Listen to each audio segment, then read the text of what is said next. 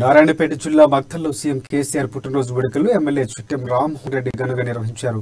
కేసీఆర్ కు శుభాకాంక్షలు తెలుపుతూ కేసీఆర్ అనుసరించిన మార్గాన్ని ప్రతి ఒక్కరూ నడవాలంటూ ఎమ్మెల్యే కోరారు.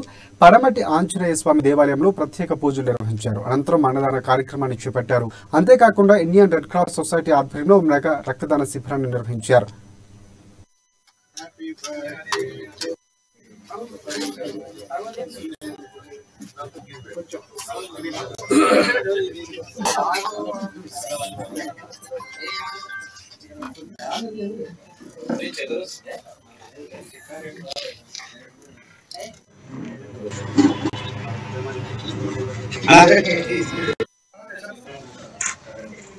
ఈ రోజు మన రాష్ట్ర ముఖ్యమంత్రి వర్యులు కల్వకుంట్ల చంద్రశేఖరరావు గారి జన్మదినాన్ని రాష్ట్రమంతటా జరుపుకుంటున్నాం.